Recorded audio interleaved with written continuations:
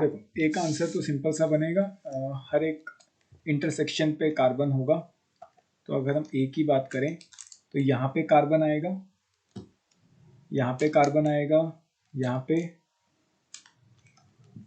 इन सब जगहों पे कार्बन होगा, यहाँ पे भी, यहाँ पे भी और यहाँ पे भी।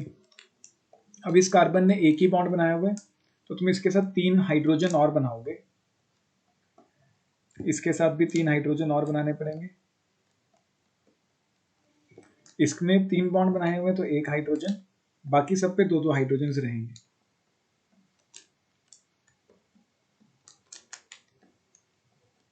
ऐसे ही बना।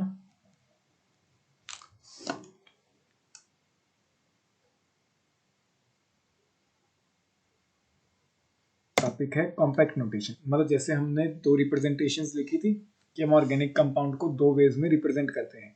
एक था बॉन्ड लाइन नोटेशन एंड दूसरा है कॉम्पैक्ट फॉर्म या कॉम्पैक्ट नोटेशन। कॉम्पैक्ट फॉर्म या कॉम्पैक्ट नोटेशन भी बोलते हैं, कॉम्पैक्ट फॉर्म ज़्यादा सही रहेगा। बेसिकली इसके 2 रूल्स हैं। रूल्स क्या कहते हैं?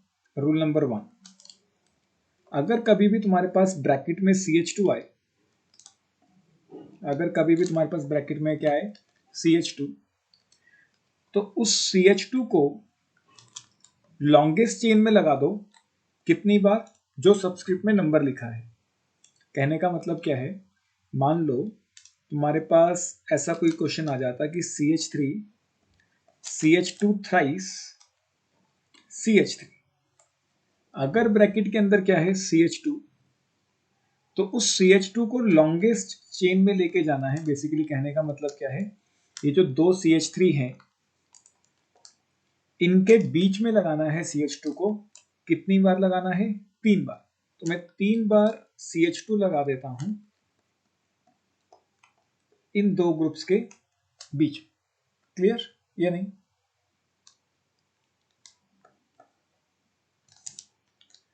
कोई डाउट साक्षी? समझ आया?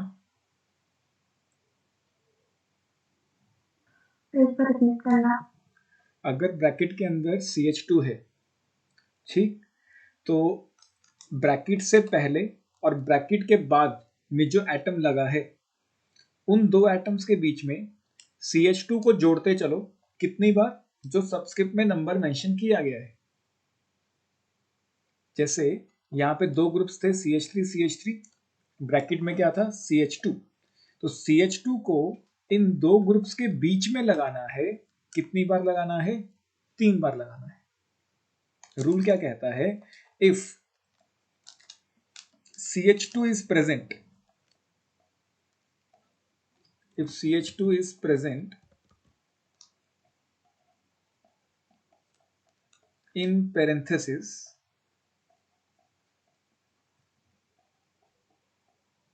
अगर CH2 प्रेजेंट है पेरेंथेसिस के अंदर, then attach CH2 between the 2 atoms, attach CH2 between 2 atoms present before and after parenthesis, present before and after bracket कह लो या पेरेंथेसिस कह लो, equal number of times as mentioned in subscript, equal number of times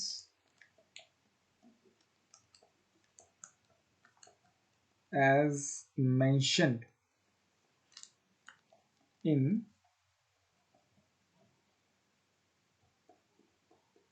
subscript. Basically जितने मैं rules लिखवाऊंगा, अच्छा है कि तुम इसको अपनी वर्डिंग में कन्वर्ट करके लिख लो अगर लिखना चाहो, क्योंकि एज सच ये सिर्फ मतलब हम अपनी स्टेटमेंट्स बना रहे हैं। रूल क्या है कि 2 ग्रुप्स हैं ब्रैकेट से पहले और ब्रैकेट के बाद, उन 2 एटम्स के बीच में CH2 को लगाना है। कितनी बार लगाना है? जितनी बार ब्रैकेट में मेंशन किया गया है। फॉर एग्जाम्पल मान लो तुम्हें ऐसा कुछ दे देते NH2 and CH2 twice CH3। तो तुमने देखा कि सबसे पहले है NH2, फिर ब्रैकेट आ गया, ब्रैकेट के अंदर क्या है CH2। अगर ब्रैकेट के अंदर CH2 है तो रूल नंबर 1 लग जाएगा। तो CH2 को कितनी बार लगाओ? 2 बार, और फिर ब्रैकेट खत्म हो जाएगा और लास्ट में क्या आ जाएगा? CH3। समझ आया या नहीं? ठीक, नोट करो इसे। अगला है रूल नंबर 2। रूल नंबर 2 कह लो इसे, या लास्ट ही रूल है एक तरह से, 2 ही रूल हैं इसमें। अगर CH2 के अलावा कोई भी ग्रुप आता है, पहले रूल समझ लो। मान लो कोई भी ग्रुप आ गया other then CH2, B is not equal to CH2। CH2 के अलावा कोई ग्रुप आ गया ब्रैकेट में, या R ले लेते हैं, यहाँ पे ऐसा करो, यहाँ पे R रखो, यहाँ पे B रखो। A और B थे, उनके बीच में ब्रैकेट लगा था और ब्रैकेट में R दिया था, and R must not be equal to CH2। जो ब्रैकेट में ग्रुप है वो CH2 नहीं होना चाहिए। CH2 के लिए केस 1 है। अगर CH2 के अलावा कोई भी है तो उस ग्रुप को, अगर CH2 के अलावा कोई भी ग्रुप ब्रैकेट में है तो उस ग्रुप को उससे पहले वाले एटम से जोड़ना है। उस ग्रुप को उससे पहले वाले एटम से जोड़ना है। कितनी बार? जितना सब्सक्रिप्ट में नंबर मेंशन किया गया होगा। कहने का मतलब क्या है? मान लो मैं तुम्हें ऐसा कोई क्वेश्चन दे देता कि CH3 ट्वाइस NH2। तो देखो सबसे पहले क्या लगा है? CH लगा है। अब फिर ब्रैकेट शुरू हो गया। क्या ब्रैकेट के अंदर CH2 है? नहीं, ये तो कोई और ग्रुप है। अगर CH2 के अलावा कोई भी ग्रुप है तो उसको उससे पहले वाले एटम से जोड़ना है। हाइड्रोजन से नहीं जोड़ना, हाइड्रोजन तो एक ही बॉन्ड बनाता है। तो कौन से एटम से जोड़ना है? कार्बन से जोड़ना है। कितनी बार जोड़ना है? 2 बार। कितनी बार जोड़ना है? 2 बार। और फिर बाद में इस कार्बन को किससे जोड़ देना है? B से। मतलब इस कार्बन को किससे जोड़ देना है? NH2 से। दोबारा समझते हैं। मान लो क्वेश्चन आता CH3 CH OH twice CH3। इसका स्ट्रक्चर बनाते हैं। देखो सबसे पहले आया CH3, फिर CH3 के साथ इन्होंने, अच्छा यहाँ पे C ले लो, CH की जगह C कर दो। CH3 के बाद आया C, फिर ब्रैकेट शुरू हो गया। क्या ब्रैकेट में CH2 है? नहीं। CH2 के अलावा कोई भी ग्रुप है तो उस ग्रुप को उससे पहले वाले एटम से जोड़ना है। कितनी बार जोड़ना है OH को? 2 बार। तो मैं इससे 2 बार OH को जोड़ देता हूं। 2 बार OH को जोड़ने के बाद ब्रैकेट खत्म हो गया। तो इस कार्बन का लिंक किसके साथ कर दो? CH3 के साथ। आया समझ या नहीं? yes, समझ आ रहा है ना साक्षी? पक्का? sir. ठीक, तो इस रूल को अगर वर्डिंग में लिखना है तो इसको ऐसे लिख लो, if any other group is present, if any group is present in parenthesis, parenthesis मतलब ब्रैकेट को ही बोलते हैं तो ब्रैकेट ही लिख लो, other then CH2। If any group is present in bracket other than CH2, attach it with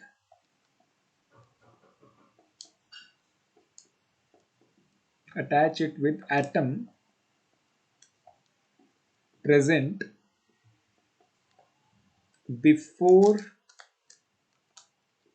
bracket, attach it with atom present before bracket equal number of times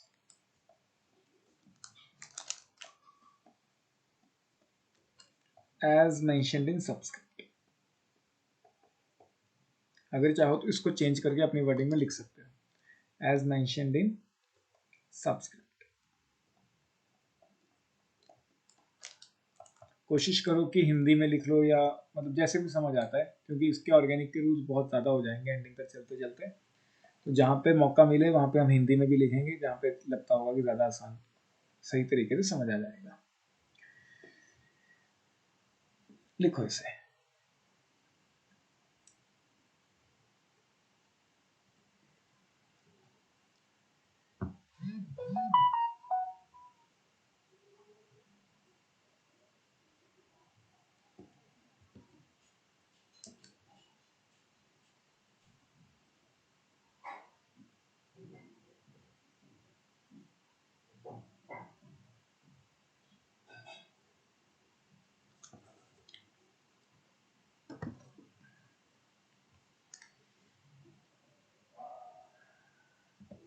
कुछ स्ट्रक्चर्स दे रहा हूँ मैं, एंड उसको मतलब proper carbon बना के show करना है, ठीक है।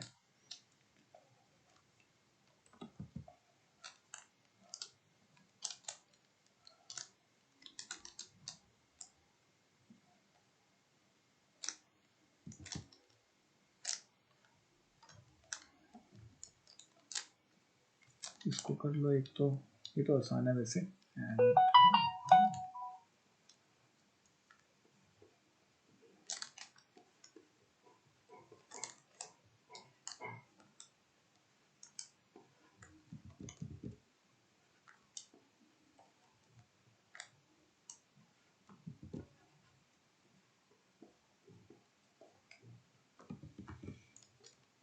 करो ये 2 क्वेश्चंस करो, फिर कुछ एनसीईआरटी के क्वेश्चंस करते हैं। Compound number 1, compound number 2।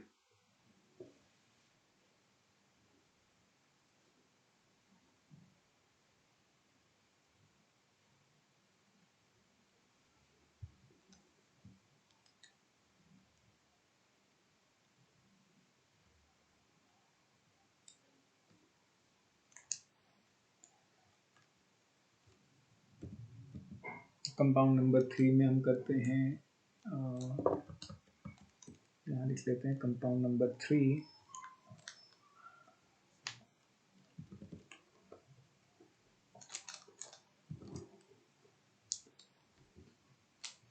SOCH thrice, and compound number 4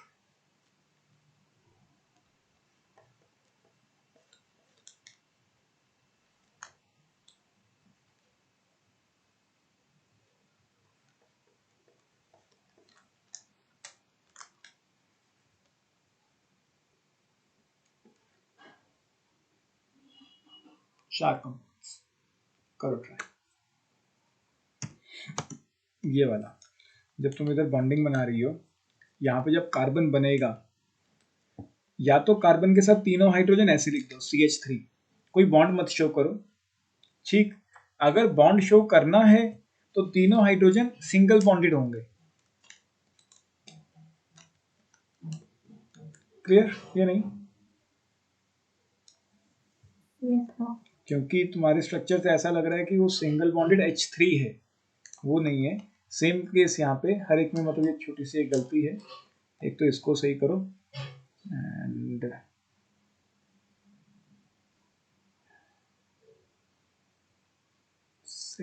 second नहीं हुआ।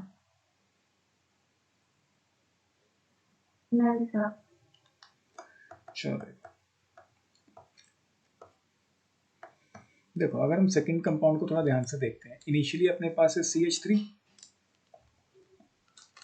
CH3 के बाद ब्रैकेट स्टार्ट हो गया, एंड ब्रैकेट के अंदर है CH2, तो हमारा रूल नंबर 1 लगेगा। तो हम CH2 को कितनी बार लगाएं चेन के अंदर ही? 2 बार। उसके बाद क्या आ गया? CO आ गया।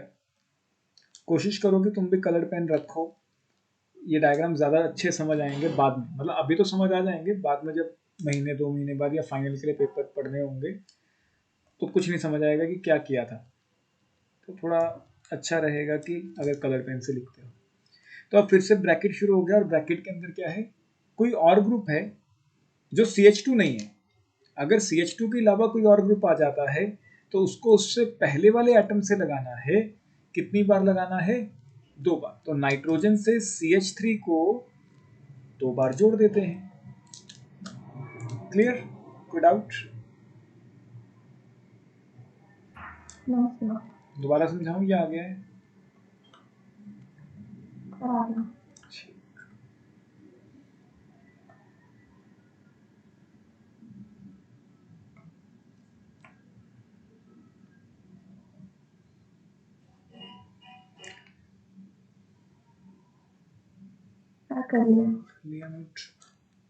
थर्ड वाला चेक करें, थर्ड वाला है, थर्ड वाला ठीक है।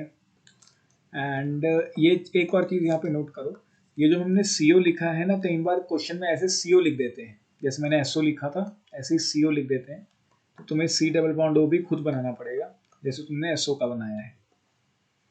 ठीक, एंड इसका चेक कर लेते हैं।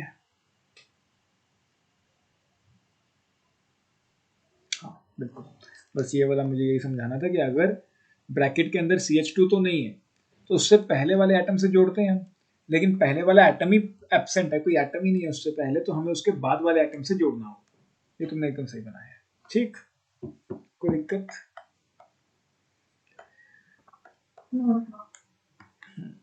कुछ क्वेश्चंस ये वाले करते हैं एनसीईआरटी के।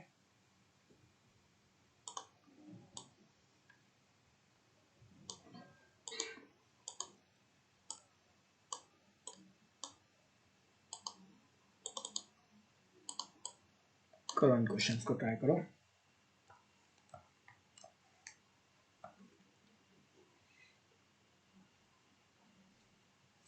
हुआ है, क्वेश्चन क्या कह रहा है कि एक्सपैंड करो, expand each of the following condensed form into the complete structural formula. अब जब ये स्ट्रक्चरल फॉर्मूला पूछ लेता है ना, तो तुम्हें एक चीज और थोड़ी सी ध्यान रखनी है। स्ट्रक्चरल फॉर्मूला बोल दिया तो तुम्हें हाइड्रोजन को भी हर एक बॉन्ड बना के दिखाना है, बेसिकली हर एक बॉन्ड को बना के दिखाना होता है। तो CH3, तो मैंने CH3 को भी बॉन्ड बना के दिखाया, फिर इसके साथ CH2 लगा है, उसको भी बॉन्ड बना के दिखाना है।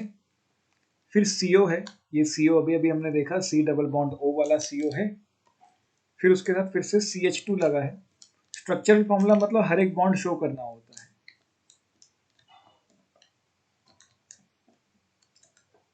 क्लियर? कोई डाउट? बी वाले का ट्राई करो।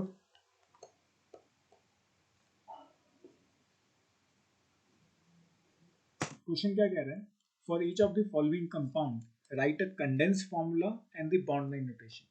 कह रहा है कि कंडेंस फॉर्मूला भी बताओ और बॉन्ड लाइन नोटेशन भी बताओ। जब ऐसा कोई क्वेश्चन करना हो ना, सबसे बेस्ट क्या रहता है कि पहले इसका प्रॉपर स्ट्रक्चर बना लो। तो अगर हम इसका प्रॉपर स्ट्रक्चर एक बार बना लें तो सबसे सही हो जाता है। OH के साथ क्या लगा है? CH2, उसके साथ क्या लगा है? CH2, उसके साथ फिर से क्या लगा है? CH2। OH के साथ 3 बार CH2 है, फिर एक CH है, उस CH के साथ ब्रैकेट में CH3 है। CH3 है तो उसको उससे पहले वाले एटम से जोड़ना होता है, तो मैंने इसको इसके पहले वाले एटम से जोड़ दिया। फिर क्या आएगा देखो, CH। ठीक, अब फिर से ब्रैकेट आ गया, ब्रैकेट में फिर से क्या आया? CH3। CH3 को उसको उससे पहले वाले एटम से जोड़ना होता है, तो जोड़ दिया, और एंड में एक और CH3। तो ये स्ट्रक्चर है। अब मुझे इसका बॉन्ड लाइन भी बनाना है, कॉम्पैक्ट फॉर्म भी बनाना है। तो देखो कॉम्पैक्ट फॉर्म में क्या करते हैं, देखो OH, अब CH2 को मैं क्लब कर देता हूँ। कितनी बार है CH2? 3 बार। तो मैं क्या करता हूँ, ब्रैकेट में डालता हूँ CH2 को और बाहर डाल देता हूँ 3। उसके बाद क्या है? CH, उसके बाद क्या है? CH। ये पॉइंट क्लियर या नहीं? ये समझ आया साक्षी? ठीक, उसके बाद CH है, CH के साथ क्या लगा है? CH3, तो ब्रैकेट में डाल दो इसे भी। फिर से क्या आया? CH, उस CH के साथ अब क्या लगा है? CH3, उस CH के साथ क्या लगा है? CH3 लगा है। कितनी बार? 2 बार। क्लियर या नहीं? कोई डाउट? नोट करो इसे। पक्का समझ आया? कोई डाउट है? नहीं सर, आगे समझ। ठीक, करो। बॉन्ड लाइन के टाइम पे जहां जहां कार्बन होते हैं वहां वहां एक इंटरसेक्शन सी दिखानी है दो लाइंस के बीच। ठीक, OH है, OH के साथ देखो कितने कार्बन है, 1 2 3 4, ये व्हाइट वाले कार्बन। तो पहला कार्बन, दूसरा कार्बन, इंटरसेक्शन से दिखा रहा हूं मैं, दूसरा कार्बन, तीसरा कार्बन, चौथा कार्बन। ठीक, अब ये जो चौथा व्हाइट वाला कार्बन है उसके साथ एक येलो कार्बन लगा है नीचे की तरफ, फिर एक ग्रीन कार्बन लगा है आगे की तरफ, और उस ग्रीन वाले कार्बन के साथ दो रेड वाले मिथाइल ग्रुप्स लगे हैं। क्लियर या नहीं? दोबारा समझो, OH है, OH के साथ कितने कार्बन हैं? 4। तो 1 2 3 4, फिर उस कार्बन के साथ एक नीचे येलो वाला कार्बन है, फिर उसके साथ एक आगे ग्रीन वाला कार्बन है, और उस ग्रीन वाले कार्बन के साथ दो कार्बन लगे हुए हैं। कोई डाउट? No sir. नोट करो इसे भी। बेसिकली जब बॉन्ड लाइन बनाना होगा तो कोई कार्बन नहीं शो करना, कोई हाइड्रोजन नहीं शो करना जो कार्बन के साथ लगा होगा।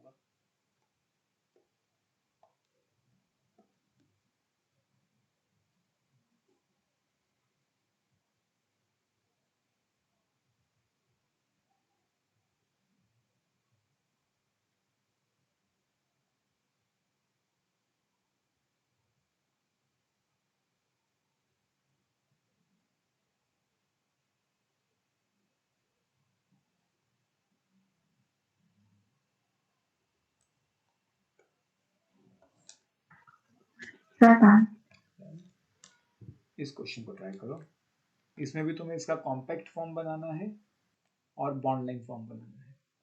ट्राई करो, नहीं तो फिर मैं कराता हूँ अगर नहीं होता है।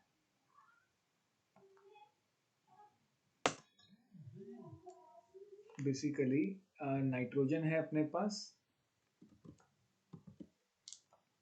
ठीक, नाइट्रोजन के साथ कार्बन लगा है ट्रिपल बॉन्डेड, तो इसको ट्रिपल बॉन्ड पूरा बनाओ, और फिर इस ट्रिपल बॉन्ड से ही एक कार्बन लगा है, देखो ट्रिपल बॉन्डेड कार्बन है ये, इसके साथ एक कार्बन लगा है जिसके साथ में एक OH लगा है, इसके साथ में क्या लगा है, एक OH, और इसके साथ फिर से एक ट्रिपल बॉन्डेड कार्बन लगा है, और उस ट्रिपल बॉन्डेड कार्बन ने नाइट्रोजन के साथ ट्रिपल बॉन्ड बनाया है।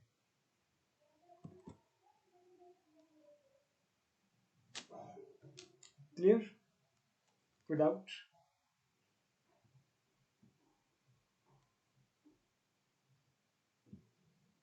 हमें सेम नहीं बनाना। तुम्हारा ट्रिपल बॉन्ड ना यहाँ पे है, देखो मैं तुम्हें बताता हूँ कि क्या दिक्कत है। तुम्हारा जो ट्रिपल बॉन्ड है वो ऐसे है, और उसके बाद ये गैप दिख रहा है, एंड उसके बाद यहाँ OH आ रहा है। जब यहाँ पे गैप दिखेगा तो उसका मतलब यहाँ पे कार्बन होगा एक एक्स्ट्रा, तो यहाँ तो दो कार्बन आ जाएंगे, फिर एक पॉइंट ऑफ इंटरसेक्शन पे और एक जहाँ पे सिंगल बॉन्ड से ट्रिपल बॉन्ड में कन्वर्जन हुई। बेसिकली तुम्हारे स्ट्रक्चर में क्या लग रहा है कि एक सिंगल बॉन्ड जा रहा है, उस सिंगल बॉन्ड के बाद एकदम से ट्रिपल बॉन्ड शुरू हुआ, और दोनों साइड पे ऐसे ही हो रहा है। नहीं समझ आया साखी? ये सर आगे। ठीक, वो थोड़ा सा ध्यान रखो, क्योंकि अगर ये सिंगल बॉन्ड दिखता विजिबल आया मतलब, और दोनों साइड पे अलग सेम लग रहा है कि वो सिंगल बॉन्ड है पहले एंड फिर वो कार्बन आ रहा है, फिर तो यहाँ दो कार्बन आ जाएंगे बीच में, लेकिन यहाँ तो एक ही कार्बन है CHOH से पहले। ठीक,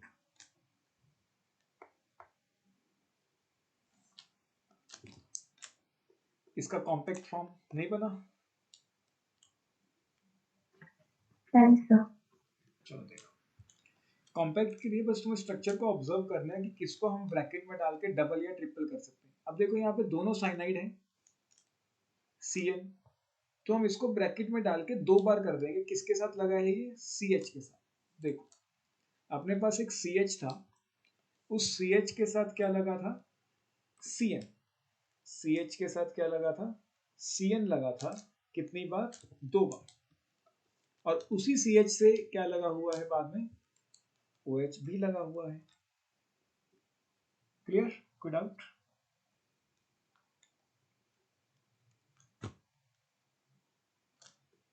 अपने पास एक CH है, उस CH से CN लगा है 2 बार, तो मैंने CN को ब्रैकेट में डाल के ट्वाइस कर दिया, और फिर उसके बाद उसी कार्बन से क्या लगा हुआ है, OH लगा हुआ है। क्लियर या नहीं? Yes, sir. नोट करो इसे।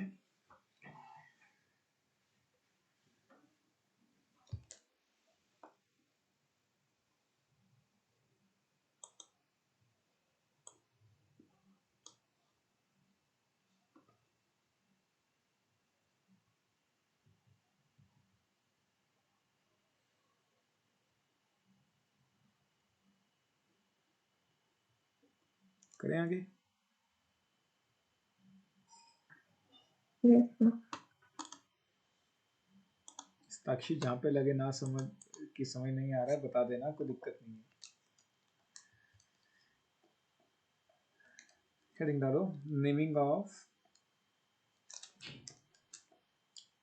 Organic compounds.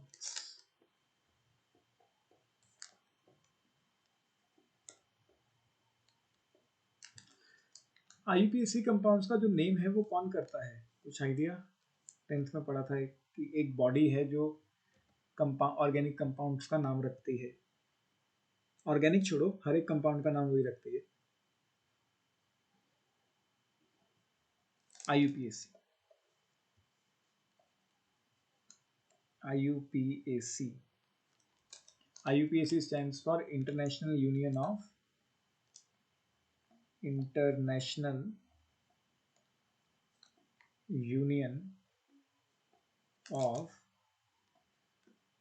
Pure and Applied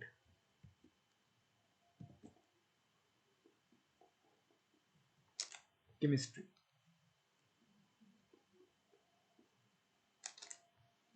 international union of pure and applied chemistry, ये वो बॉडी है जो हर एक कंपाउंड का नाम रखती है। जो इसने कंपाउंड का नाम रख दिया वो वर्ल्ड वाइड फॉलो होता है।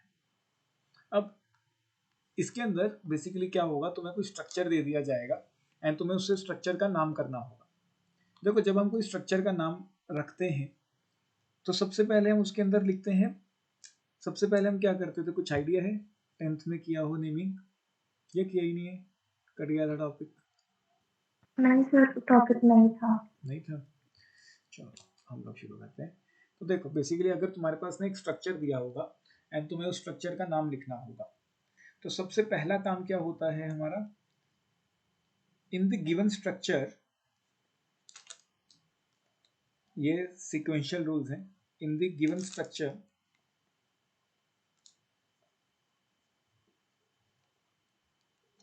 find the longest chain, find longest chain। अभी longest chain क्या है ये समझते हैं पहले। तो longest chain is the chain,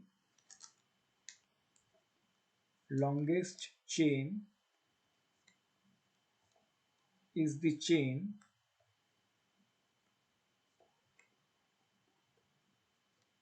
which contains maximum number of carbons, maximum number of carbons। Longest chain एक ऐसी चेन है जिसके अंदर सबसे ज्यादा कार्बन्स होंगे। दूसरा point, it contains only carbon and no other atom, इसके अंदर सिर्फ और सिर्फ कार्बन होते हैं और कोई एटम नहीं होता। It contains only carbon and no other atom. ठीक है, सिर्फ और सिर्फ कार्बन होंगे, उसके अंदर कोई और एटम नहीं होगा। तीसरा point, longest chain never starts or end in between the compound. अभी इन सब रूल्स का मतलब समझाऊंगा. इन बिटवीन द कंपाउंड कहने का मतलब क्या है, तुम्हें कंपाउंड दिया हुआ है, तुम बीच में से लॉन्गेस्ट चेन शुरू नहीं कर सकते, बीच में लॉन्गेस्ट चेन को खत्म नहीं कर सकते, किसी एक कोने से शुरू होकर दूसरे कोने तक जाना पड़ेगा. Longest chain is end to and.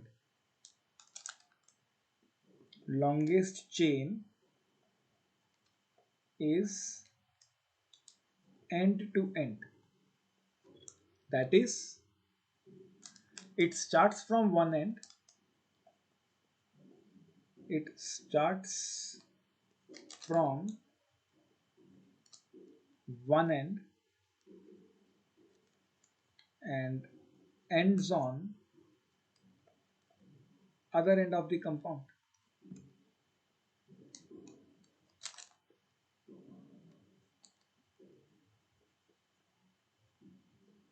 It starts from one end and ends on other end of the compound. कहने का मतलब क्या है, एक क्वेश्चन से समझते हैं.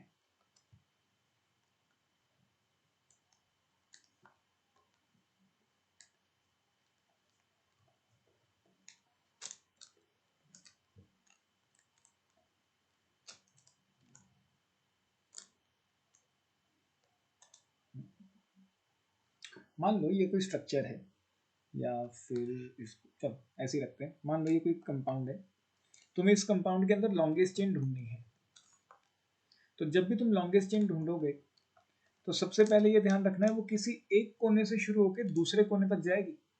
तो ये 3 कोने हमें दिख रहे हैं इस कंपाउंड के, जहां से हम किसी भी चेन को शुरू कर सकते हैं, किसी भी चेन को खत्म कर सकते हैं. और लॉन्गेस्ट चेन में सिर्फ कार्बन आएंगे, मैंने हाइड्रोजन शो ही नहीं किए. तो पहली पॉसिबिलिटी क्या है कि हम इस कोने से शुरू करते हैं, यहां तक जाते हैं और फिर इस कोने पे जाके खत्म हो जाएगी चेन. Possibility number 1. ये चीज समझ आई या नहीं, कि हमने एक कोने से शुरू किया, दूसरे कोने तक गए और वहां पे जाके खत्म कर दी चेन.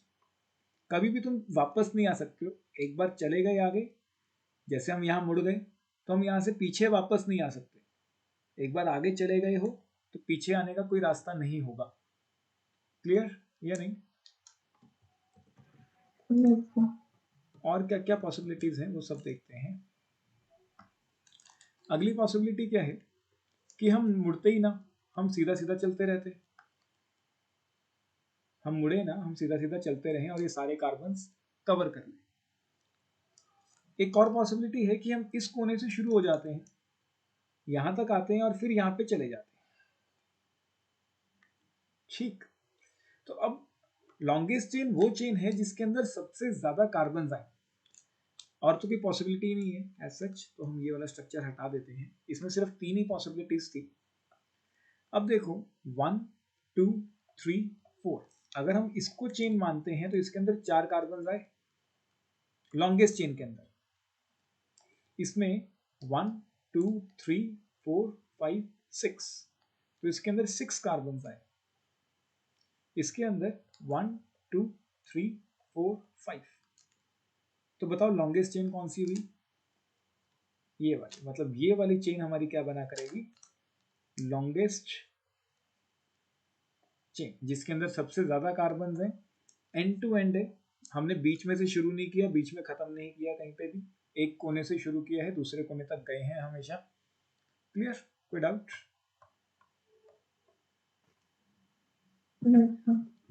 अगला पॉइंट क्या कहता है? Groups which are left behind. Second point, पहला था सिलेक्ट द लॉन्गेस्ट चेन, दूसरा है groups which are left behind. Groups कह लो या एटम्स कह लो, ग्रुप्स की जगह एटम्स भी हो सकते हैं, वो जरूरी नहीं है कि ग्रुप ऑफ एटम्स ही हो, अकेला एटम भी हो सकता है.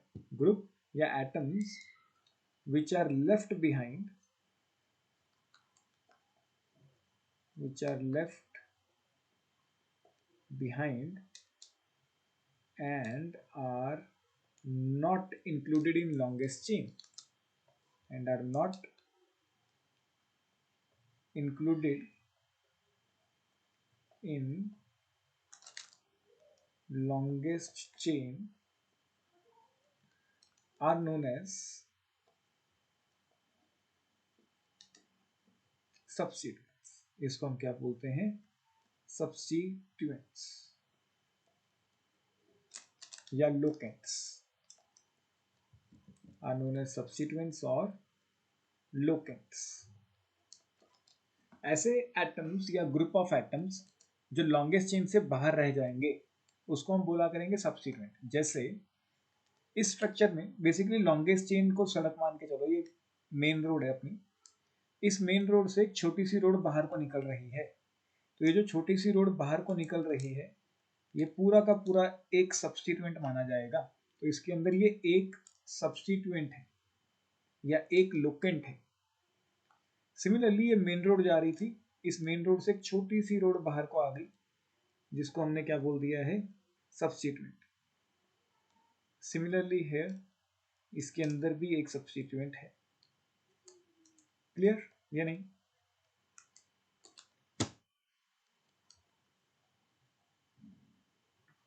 Yes sir. उसी में सब्स्टिट्यूएंट्स मार्क कर लो. ये हमने स्ट्रक्चर्स बनाए.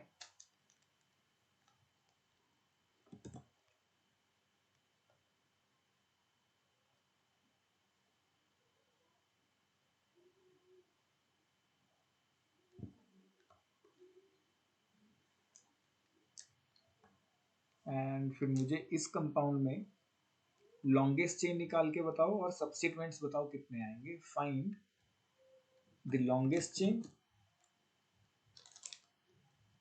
find the longest chain and number of substituents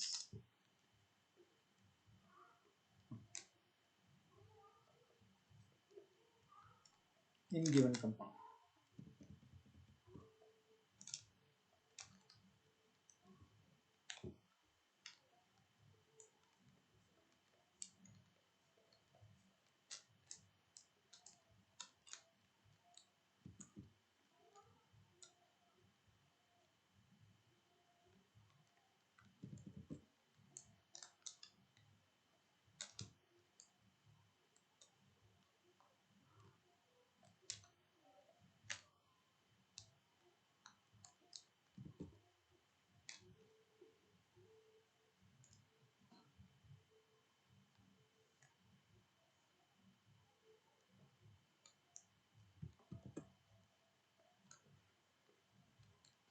Correct.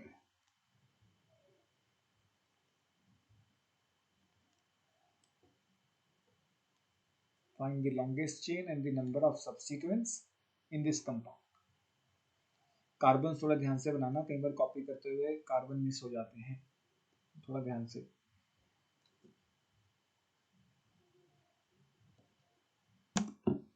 ठीक है, क्योंकि इसमें सबसे ज्यादा कार्बन आएंगे.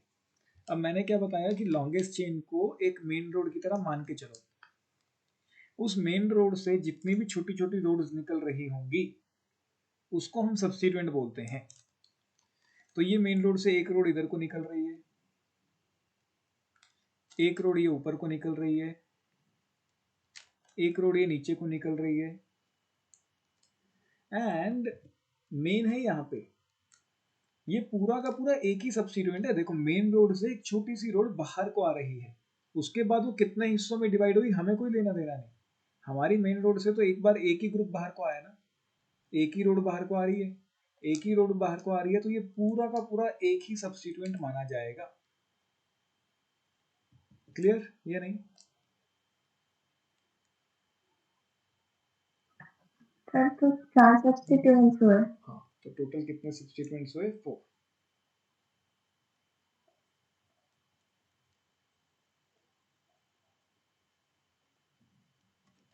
बेसिकली ये मेन रोड मान के चलो, इससे जितने भी ग्रुप्स बाहर को आएंगे डायरेक्टली, यहाँ से एक ही रोड बाहर को आई, बॉन्ड मतलब रोड एक तरह से, यहाँ से ये एक ही ग्रुप है जो बाहर को आ रहा है, एक ही ग्रुप है, तो ये एक ही सब्स्टिट्यूएंट माना जाएगा. यहाँ पे दो थे, एक ऊपर को और एक नीचे को, तो हमने दो सब्स्टिट्यूएंट्स लिए.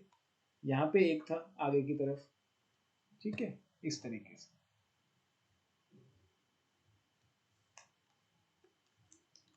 करें आगे।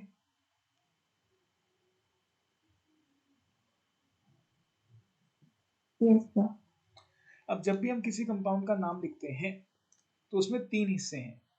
तो थर्ड पार्ट क्या कहता है, थर्ड पॉइंट क्या कहता है, naming of any compound is divided into 3 parts. Naming of any organic compound, naming of any organic compound is divided into, या name of any organic compound, naming नहीं आएगा, name आएगा, name of organic compound is divided into 3 parts, is divided into 3 parts। वो 3 parts कौन कौन से हैं? सबसे पहले आता है प्रीफिक्स, फिर आता है वर्ड रूट,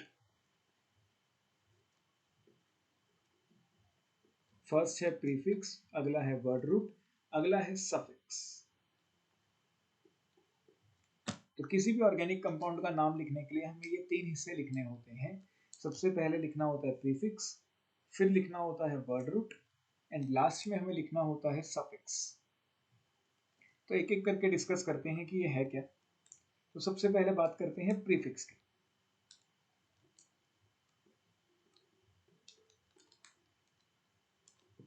प्रीफिक्स हमें क्या बताता है? It tells us about the substituents या locants present in the given compound, present in given compound along with, ये हमें क्या बताता है? It tells us about the substituents या locants present in the given compound along with the nature of compound, along with the nature of compound। Nature कैसे? कि वो cyclic है या एसाइक्लिक है, साइक्लिक और एसाइक्लिक। साइक्लिक क्या होता है? जिसका कोई एंड ना हो, जैसे हमने थर्मो में साइक्लिक वर्क किया था। साइक्लिक मतलब जिसका कोई एंड ना हो, नो स्टार्टिंग पॉइंट या एंडिंग पॉइंट। साइक्लिक क्या है? जिसमें कोई भी स्टार्टिंग और एंडिंग पॉइंट ना हो।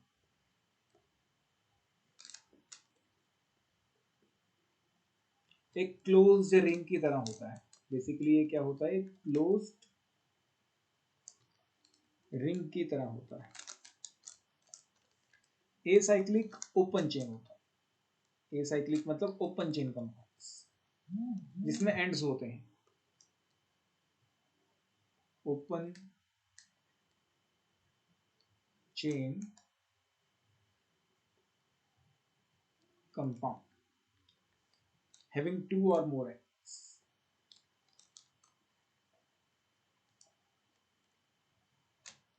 जिसके 2 या 2 से ज्यादा कोने देखने को मिल जाएंगे आराम से। कहने का मतलब क्या है? सब्स्टिट्यूएंट्स हमने देख लिया था कि क्या है। ये प्रीफिक्स हमें क्या क्या बता रहा है? सब्स्टिट्यूएंट्स के बारे में बताया करेगा, और ये भी बताया करेगा कि कंपाउंड साइक्लिक है या एसाइक्लिक है।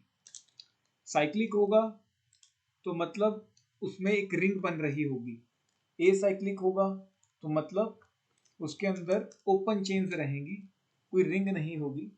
कहने का मतलब ये है, जैसे अपने पास ये कंपाउंड है, ये साइक्लिक है, इसमें कोई कोना नहीं है, कहीं से भी शुरू करो कहीं पे भी खत्म, वहीं पे खत्म हो जाएगा घुमा फिरा के। ठीक, मान लो मैंने यहाँ से ऐसे कुछ 4 कार्बन का एक सर्कल स्क्वायर बना दिया, तो ये साइक्लिक है। लेकिन अगर मैं ऐसे ऐसे बना दूं कुछ भी, तो ये ओपन चेन है, ए साइक्लिक। इसके एंड्स हैं, अपने को एंड्स देखने को मिल रहे हैं। ये कैसे कंपाउंड हैं? A cyclic compound. क्लियर? कोई डाउट?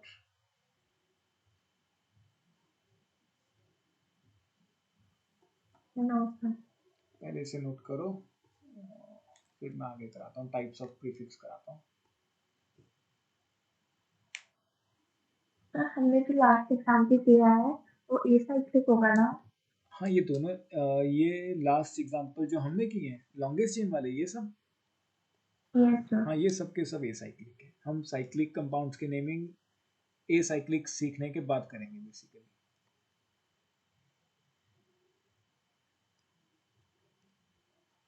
सर ये कर लिया नोट कर सर। लिया। अब प्रीफिक्स को हम फर्दर दो टाइप्स में डिवाइड कर सकते हैं। बेसिकली ये दो चीजों के बारे में बता रहा है, एक हमें सब्स्टिट्यूएंट्स के बारे में बता रहा है और दूसरा नेचर के बारे में बता रहा है। तो हमने दोनों को अलग अलग कर दिया, टाइप्स ऑफ प्रीफिक्स। तो जो प्रीफिक्स है वो दो तरह के हुआ करेंगे। सबसे पहला हुआ करेगा प्राइमरी प्रीफिक्स।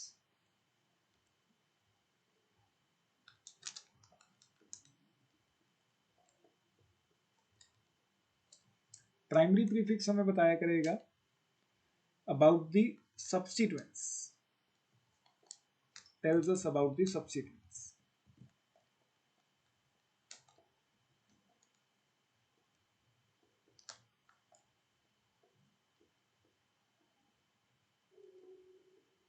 प्राइमरी प्रीफिक्स हमें क्या बताता है, tells us about the substituents।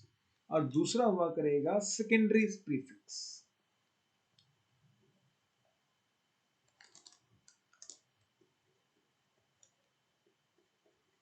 Secondary prefix हमें क्या बताया करेगा, tells us about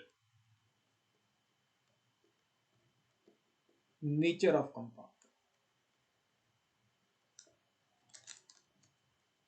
nature of compound, whether cyclic or acyclic। तो दो तरह के प्रीफिक्स हुआ करेंगे, प्राइमरी सेकेंडरी। प्राइमरी हमें बताया करेगा अबाउट द सब्स्टिट्यूएंट्स, सेकेंडरी हमें बताता है about the nature of compound, whether cyclic और एसाइक्लिक। अब यहाँ पे एक नोट डाल के लिख लो, if compound is cyclic.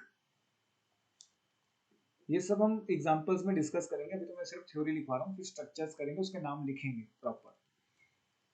If compound is cyclic, अगर कंपाउंड कैसा हुआ, साइक्लिक, देन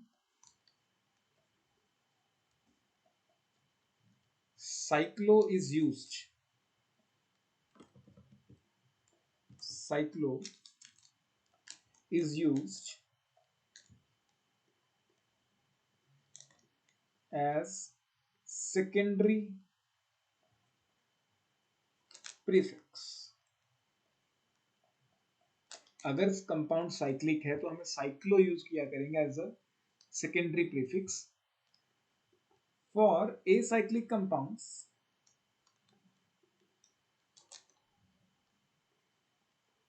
अगर कंपाउंड एसाइक्लिक होगा, no special prefix will be used, no secondary prefix will be used. कहने का मतलब ये है कि अगर सेकेंडरी प्रीफिक्स लगा हुआ है तब तो मतलब कंपाउंड कैसा है, साइक्लिक। साइक्लो लगेगा तो कंपाउंड कैसा है, साइक्लिक। अगर सेकेंडरी प्रीफिक्स नहीं लगा है तो वो कैसा है, एसाइक्लिक। क्लियर, कोई doubt?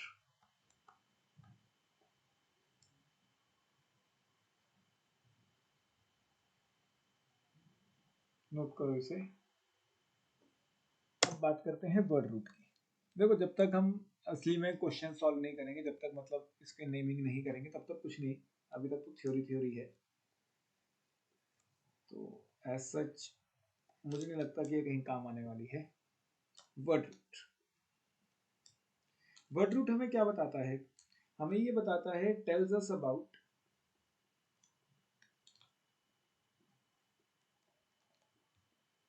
Number of carbons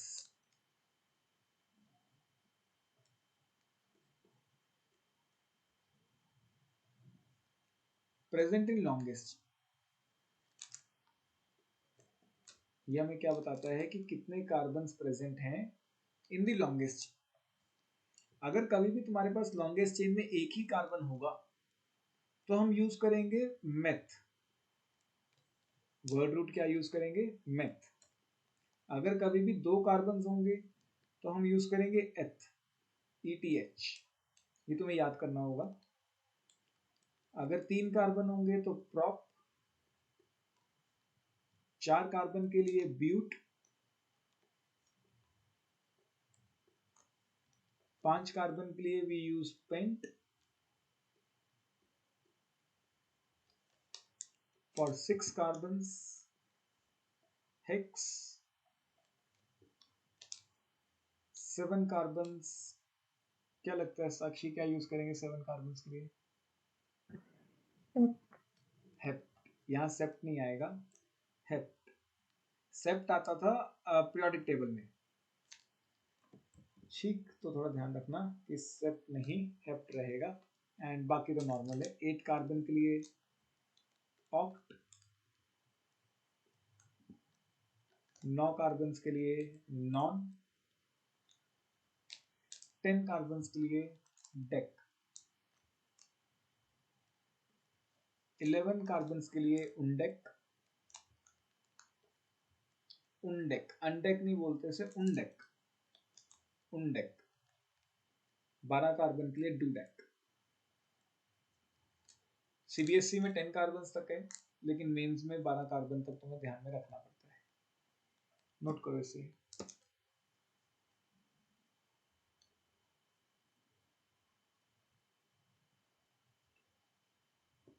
suffix.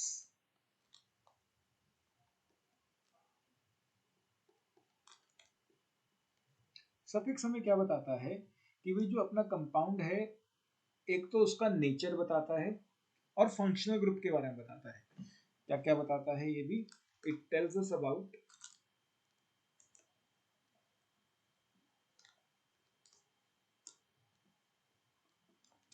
Nature of the compound. अब ये कौन सा नेचर बताता है? सैचुरेटेड और अनसैचुरेटेड। ये कौन सा नेचर बताता है? सैचुरेटेड और unsaturated and about functional groups present in the compound। ये हमें क्या क्या बताएगा? नेचर के बारे में बताएगा and about the functional groups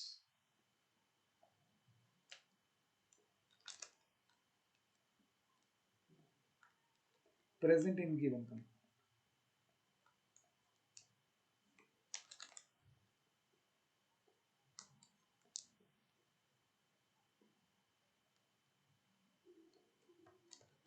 clear? Basically कुछ आइडिया है सैचुरेटेड क्या होते हैं, अनसैचुरेटेड क्या होते हैं?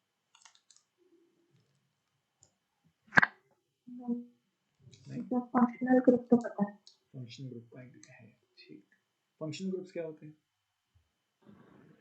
तो 5 फंक्शनल ग्रुप किए थे, ketone, aldehyde, alcohol, carboxylic acid था कार्बोक्सिलिक और एसिड, हाँ एंड हेलोजन। हेलोजेंस। अच्छा, अब ये चीज याद रखना क्योंकि मुझे भी एक्सटर्न वालों ने बताया कि हेलोजेंस को तुम लोग फंक्शनल ग्रुप ट्रीट करते थे। Halogens are not functional groups. +1 में एटलीस्ट, 10 तक मुझे नहीं पता कि तुम्हें CBSE में क्या था। ना तो ICSE में हम फंक्शनल ग्रुप ट्रीट करते हैं हेलोजेंस को, ना ही +1 में ट्रीट करेंगे, ना ही +2 में करेंगे। कहीं पे भी मतलब हम हेलोजेंस को as a functional group treat नहीं करेंगे। ठीक, तो चलो जब मैं फंक्शनल ग्रुप कराऊंगा तब मैं बता दूंगा।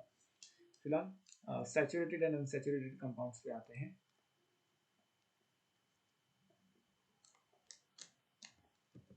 Saturated compounds,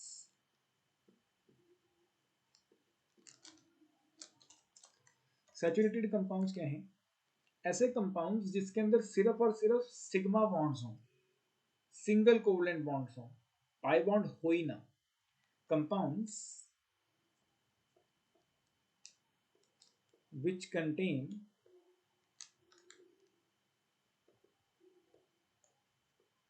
only sigma bonds।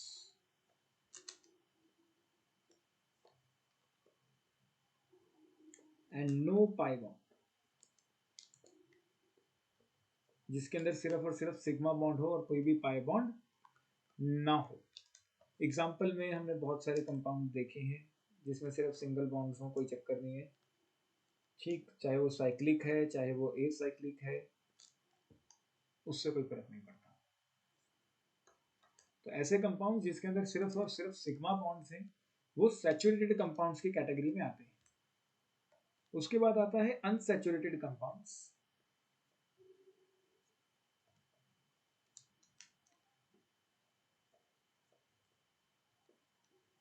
Unsaturated compounds क्या हैं? ऐसे कंपाउंड जिसके अंदर पाई बॉन्ड होगा, at least one pi bond. Compounds which have at least one pi bond, एक भी पाई बॉन्ड मिल गया तो वो अनसैचुरेटेड कंपाउंड हो जाएगा। फॉर एग्जांपल इसमें पाई बॉन्ड है, ठीक, अगर हम बेंजीन बनाते हैं उसके अंदर पाई बॉन्ड्स होते हैं, तो ये सब कैसे कंपाउंड्स हैं? अनसैचुरेटेड। हो सकता है ट्रिपल बॉन्ड वाला हो कोई, जरूरी नहीं है कि डबल बॉन्ड ही हो सकता है ट्रिपल बॉन्ड बना हुआ हो। कोई डाउट?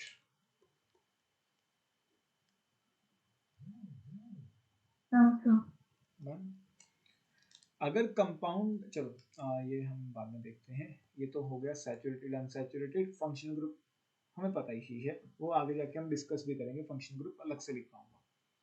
तो सफिक्स भी दो तरह के हैं बेसिकली, एक है primary suffix,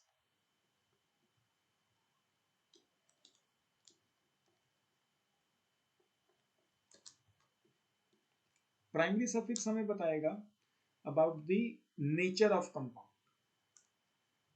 nature of compound, मतलब सैचुरेटेड है वो या अनसैचुरेटेड है।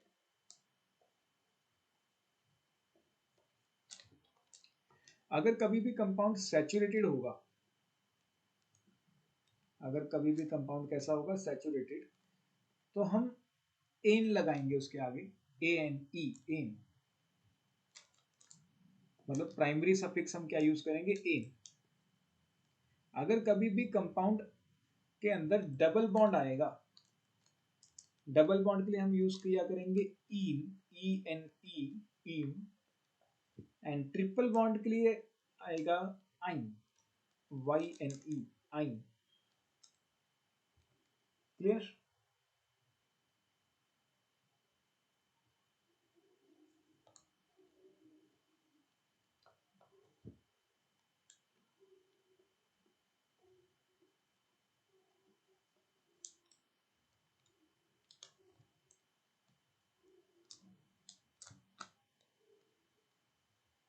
कोई डाउट इसमें साक्षी?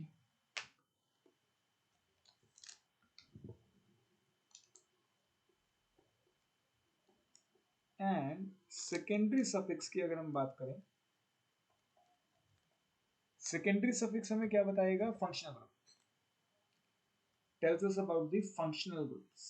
इसके ऊपर हम डिटेल में एक लेक्चर लगाएंगे बाद में, फिलहाल बस इसको यहाँ पे छोड़ दो कि ये फंक्शनल ग्रुप्स के बारे में बताता है। फंक्शनल ग्रुप्स को हम बिल्कुल अलग से स्टडी करेंगे। तो सबसे पहला हेडिंग डालो, naming of substituents.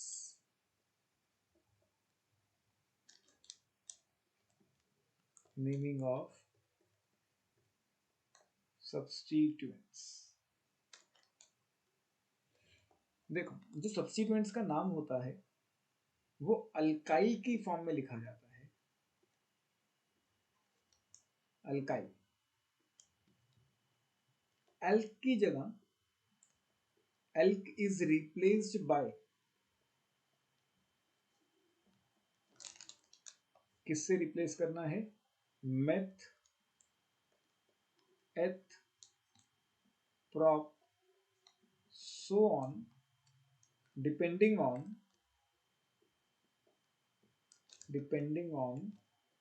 number of carbons in substituent।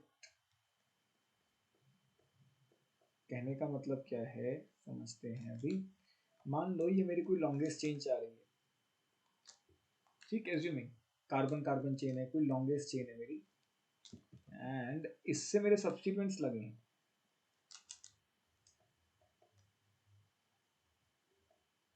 Assuming this to be our longest chain, मान लो इससे एक ही कार्बन लगा है, एक ही कार्बन लगा है, तो ये कैसा सब्स्टिट्यूएंट है जिसमें एक ही कार्बन है। एक ही कार्बन है तो हम एल्क की जगह क्या लिखेंगे, मेथ, और वाई तो आएगा ही आएगा, तो इसका नाम क्या पड़ेगा, मिथाइल।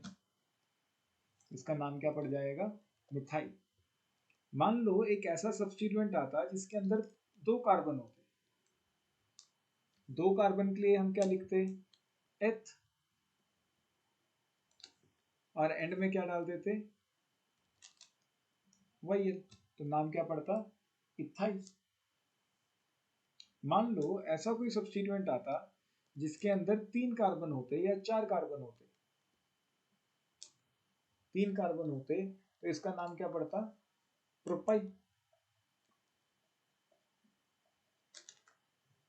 अगर कोई चार कार्बन का सब्स्टिट्यूएंट आ जाता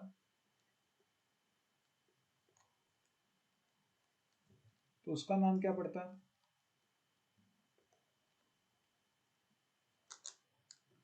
ब्यूटाइल।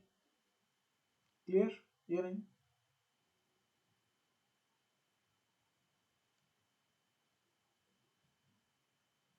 साक्षी क्लियर। Yes, sir. बस तुमने एल की जगह मेथ एथ प्रॉप इस तरीके का लिखना है, डिपेंडिंग कि उसके अंदर कितने कार्बन हैं। ये सब्स्टिट्यूएंट का नहीं है, अभी ऑर्गेनिक कंपाउंड का नहीं है, सिर्फ सब्स्टिट्यूएंट का नाम लिखना सीखा है। नोट करो इसे, फिर ऑर्गेनिक कंपाउंड की नंबरिंग पे आते हैं।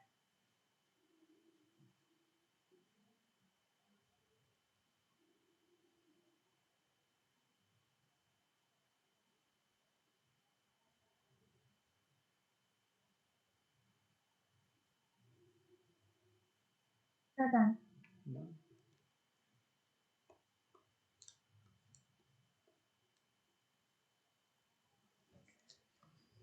इसके बाद आता है अपने पास नंबरिंग ऑफ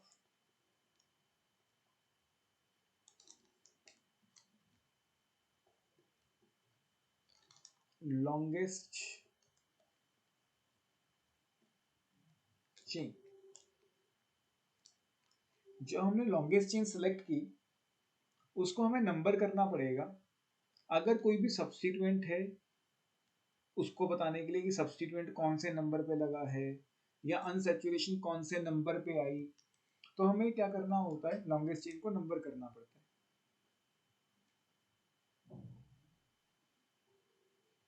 है। ठीक है, लॉन्गेस्ट चेन को हमें नंबर करना पड़ेगा ये बताने के लिए कि जो अनसैचुरेशन है या कोई फंक्शनल ग्रुप है या कोई सब्स्टिट्यूएंट है वो कौन से नंबर पे आएगा।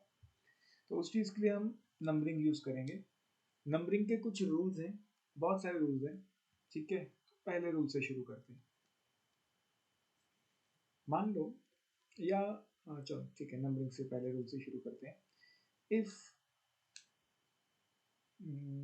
इस रूल को हम लिखते हैं, ऐसे लिखो, numbering is done such that, numbering is done such that substituent such that functional group, पहले functional group लिखो, such that functional group unsaturation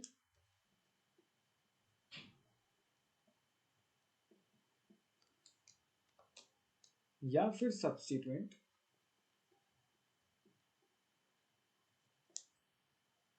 gets smallest number, gets smallest number। अच्छा ये चीज याद रखना, numbering is always done from end to end, ऐसा नहीं कि बीच में से नंबरिंग शुरू करोगे। Numbering is always done end to end. Numbering is always done end to end manner, मतलब अगेन एक कोने से शुरू होकर दूसरे कोने तक जाएगी। तो numbering is done in such a way that the functional group और अनसैचुरेशन या substituent gets the smallest number. सबसे छोटा नंबर आना चाहिए फंक्शनल ग्रुप, अनसैचुरेशन या सब्स्टिट्यूएंट को। प्रायोरिटी ऑर्डर क्या रहेगा? अगर तीनों हैं, मान लो एक कंपाउंड आ गया जिसमें तीनों आ जाएंगे, फंक्शनल ग्रुप भी आ गया, अनसैचुरेशन भी आ गया, सब्स्टिट्यूएंट भी आ गया। यहाँ पे सब्स्टिट्यूएंट लिखना था, मैंने कुछ स्पेलिंग मिस्टेक कर दी है।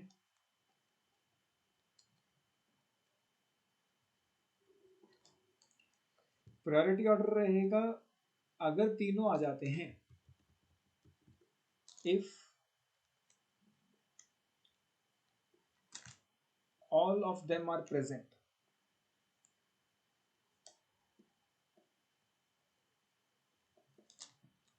priority order will be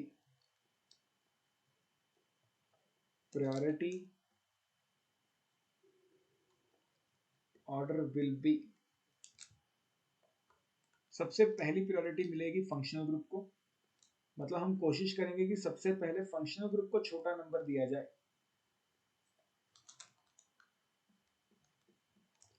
second priority मिलेगी अनसैचुरेशन को। अनसैचुरेशन का मतलब यहाँ पे डबल बॉन्ड या ट्रिपल बॉन्ड से है। एंड लीस्ट प्रायोरिटी मिलती है किसको? सब्स्टिट्यूएंट को।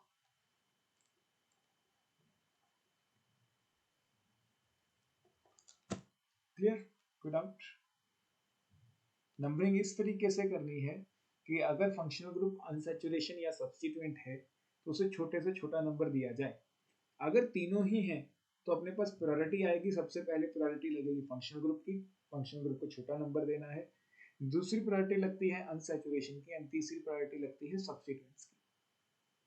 कोई दिक्कत? क्लियर? इसको एक एग्जांपल से समझते हैं कि कहना क्या चाहता है ये।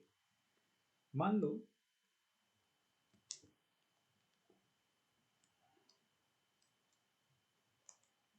अपने पास ऐसा कोई कंपाउंड आ जाता है, इसमें लॉन्गेस्ट चेन बताओगे साक्षी?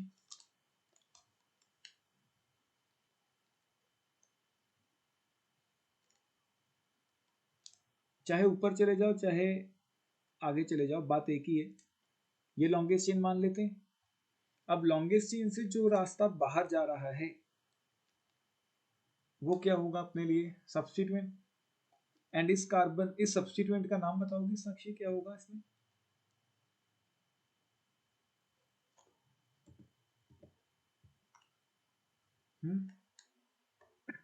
कार्बन। इस सब्स्टिट्यूएंट का नाम क्या होगा?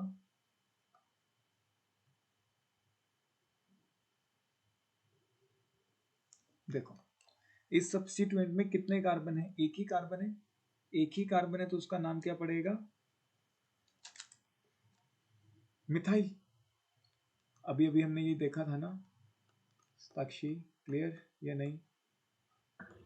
Yes sir. ठीक है, अगर एक ही कार्बन है उस सब्स्टिट्यूएंट में तो उसका नाम क्या पड़ता है? मिथाइल। तो अब देखो, अब हमें ये नंबरिंग करनी पड़ेगी इसकी। नंबरिंग में दो पॉसिबिलिटीज है, एंड टू एंड नंबरिंग करनी है तो दो पॉसिबिलिटीज है। पॉसिबिलिटी नंबर 1 क्या है कि हम नंबरिंग राइट टू लेफ्ट कर दें। अगर हम नंबरिंग राइट टू लेफ्ट करते हैं तो जो हमारा सब्स्टिट्यूएंट है वो नंबर 2 कार्बन से लगा हुआ है। कौन से कार्बन से लगा हुआ है? नंबर 2 वाले कार्बन से लगा हुआ है। अगर हम करते हैं यहां से तो जो हमारा सब्स्टिट्यूएंट है वो कौन से कार्बन से लगा हुआ है? 4 से। और हमने क्या कहा कि हमें नंबरिंग इस तरीके से करनी है कि जो सब्स्टिट्यूएंट है उसको छोटा नंबर मिले। यहाँ फंक्शनल ग्रुप या अनसैचुरेशन तो था नहीं, तो हमने प्रायोरिटी किसको दी? सब्स्टिट्यूएंट को। तो हमारे सब्स्टिट्यूएंट को छोटा नंबर ग्रीन वाली नंबरिंग से मिल रहा है या येलो वाली नंबरिंग से मिल रहा है? ग्रीन वाली नंबरिंग से। तो ग्रीन वाली नंबरिंग सही है और येलो वाली नंबरिंग गलत है। ये चीज समझ आई ये नहीं? तो एक बार दोबारा बताना। देखो, लॉन्गेस्ट चेन सिलेक्ट की हमने। अब ये लॉन्गेस्ट चेन के बाहर एक ग्रुप बाहर को जा रहा था, वो सब्स्टिट्यूएंट बन गया। फिर मैंने देखा कि इसके अंदर एक ही कार्बन है, एक ही कार्बन है, तो इस सब्स्टिट्यूएंट का नाम पड़ गया मिथाइल। यहाँ तक कोई दिक्कत? No sir. ठीक। अब उसमें क्या मैंने बताया, फिर इसकी नंबरिंग करनी है। नंबरिंग या तो तुम लेफ्ट टू राइट कर सकते हो या राइट टू लेफ्ट कर सकते हो, मतलब एक कोने से शुरू होकर दूसरे कोने तक। सिर्फ लॉन्गेस्ट चेन की नंबरिंग करनी है और किसी एटम पे नंबर नहीं देना है। तो पहले मैंने यहाँ से शुरू कर दिया कि देखते हैं क्या नंबर पड़ता है। 1 2 कार्बन को नंबर करना है और किसी एटम को नहीं। 2 3 4 5। तो जो हमारा सब्स्टिट्यूएंट लगा था वो कौन से कार्बन से लगा था? नंबर 2 वाले कार्बन से। अगर हम इस साइड से नंबरिंग करते हैं 1 2 3 4, तो जो हमारा सब्स्टिट्यूएंट है वो कौन से कार्बन से लगा है? नंबर 4 वाले कार्बन से लगा है। क्लियर या नहीं? Yes sir. ठीक है, तो रूल क्या कहता है कि वो नंबरिंग सही होगी जहां पे सब्स्टिट्यूएंट को छोटा नंबर मिल रहा है। तो छोटा नंबर 2 और 4, तो 2 छोटा नंबर है, मतलब ग्रीन वाली नंबरिंग सही है। येलो वाली नंबरिंग गलत है क्योंकि उसमें तो बड़ा नंबर आ रहा है, ग्रीन वाली नंबरिंग में छोटा नंबर आ रहा है, तो ग्रीन वाली नंबरिंग करेक्ट है। क्लियर? Yes sir. पक्का? Yes sir. अब देखो इसका नाम कैसे लिखना है। अब हम पूरे इस कंपाउंड का नाम लिखते हैं। देखो, कंपाउंड का नाम लिखते हुए बस ये याद रखो कि सबसे पहले सब्स्टिट्यूएंट्स आएंगे। वर्ड रूट वगैरह सब भूल जाओ, सबसे पहले सब्स्टिट्यूएंट्स आएंगे, सब्स्टिट्यूएंट्स के बाद वर्ड रूट, एंड फिर एन इन आइन आएगा। एन इन या आइन इस तरीके से आएगा, एंड लास्ट में फंक्शनल ग्रुप आते हैं। खैर अभी हम फंक्शनल ग्रुप लगा ही नहीं रहे, तो फंक्शनल ग्रुप को भी भूल जाते हैं। तो अपने लिए अभी के लिए क्या है कि सबसे पहले सब्स्टिट्यूएंट्स आएंगे, फिर वर्ड रूट आएंगे, फिर वर्ड रूट के बाद हम एन इन या आइन लिखेंगे। कहने का मतलब क्या है, जैसे इसमें सब्स्टिट्यूएंट क्या है? मिथाइल, और वो कौन से कार्बन से लगा है? नंबर 2 से लगा है। तो इसमें सबसे पहले सब्स्टिट्यूएंट लिखेंगे 2 मिथाइल, जो हमें ये बता रहा है कि हमारे पास एक सब्स्टिट्यूएंट है मिथाइल जो नंबर 2 से लगा है। तो 2 मिथाइल। क्या और कोई सब्स्टिट्यूएंट है? नहीं। सबसे पहले सब्स्टिट्यूएंट्स लिखने थे, तो अपने पास एक ही सब्स्टिट्यूएंट था, मैंने वो लिख दिया, एंड उसकी पोजीशन भी मेंशन कर दी है कि वो नंबर 2 पे लगा है, 2 मिथाइल। अब टोटल कितने कार्बन है लॉन्गेस्ट चेन में? 5। 5 कार्बन के लिए हम वर्ड रूट क्या यूज करते हैं? पेंट। एंड लॉन्गेस्ट चेन में सिर्फ सिंगल बॉन्ड्स हैं, तो हम क्या लगाएंगे? एन।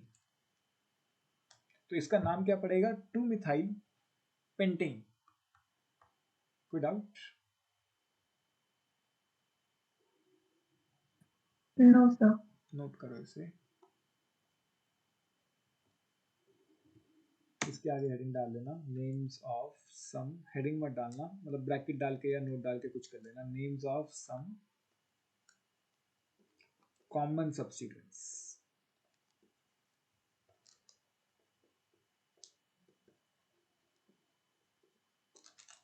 अगर कभी भी तुम फ्लोरीन को एज ए सब्स्टिट्यूएंट लेते हो तो उसका नाम पड़ेगा फ्लोरो। कार्बन नहीं है ना, तो हम अल्काइल वाला नॉमेनक्लेचर यूज नहीं कर सकते।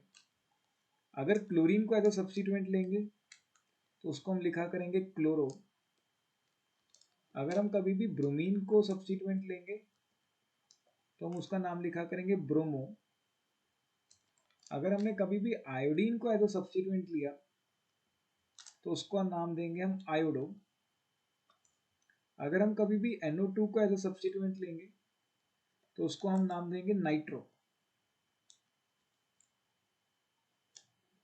फिलहाल इतने ही नोट करो, यही दिमाग में आ रहे हैं। अगर कोई और आता है तो बाद में लिख पाता।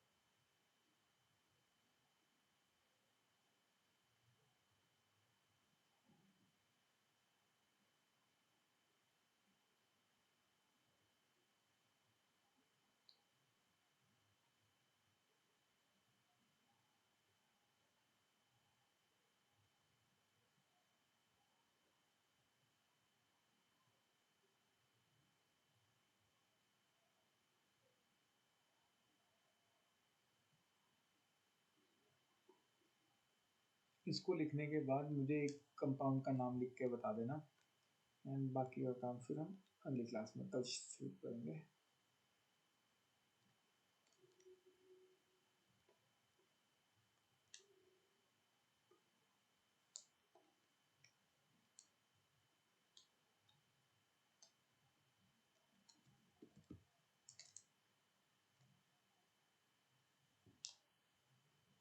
इस कंपाउंड का नाम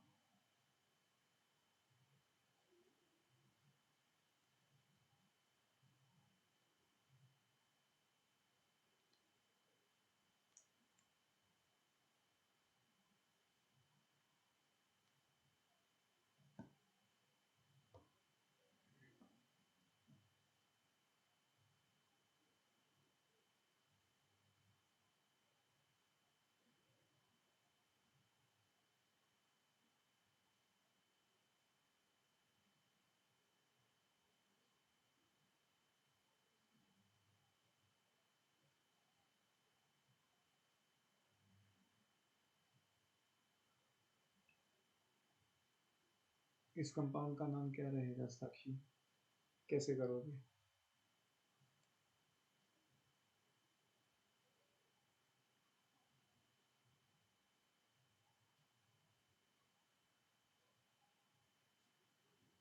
चेन आ गई है और सब्स्टिट्यूएंट आए हैं इथाइल। लॉन्गेस्ट चेन यही स्ट्रेट चेन रहेगी, चाहे तो नीचे की तरफ मुड़ जाओ, कोई चक्कर नहीं है, मतलब इन द सेंस कहने का यहां से शुरू करो, यहाँ नीचे की तरफ आओगे तब भी सेम बनेगा, कोई इशू नहीं है। ठीक, कोई एक ले लेना, चाहे स्ट्रेट चेन, क्योंकि दोनों में सेम नंबर ऑफ कार्बन आएंगे। ठीक, तो ये अपना सब्स्टिट्यूएंट बनेगा, एंड इसमें दो कार्बन हैं, तो ये सब्स्टिट्यूएंट का नाम पड़ जाएगा इथाइल। अब नंबरिंग कहां से शुरू की?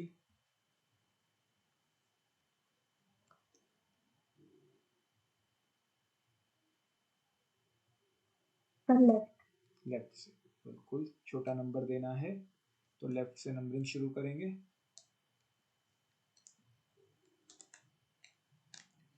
तो सबसे पहले सब्स्टिट्यूएंट का नाम 3 पे क्या लगा है? इथाइल। तो 3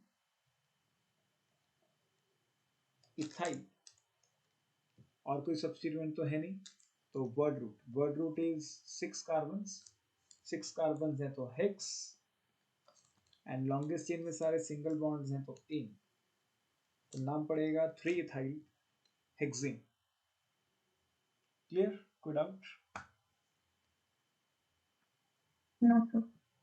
ठीक, बाकी कल कंटिन्यू करते हैं, सुबह करते हैं कंटिन्यू 11 बजे। ठीक है, okay, thank you sir. Welcome. आज सर वो पीडीएफ मेल कर देना। हाँ, मैं पीडीएफ शेयर, ठीक है।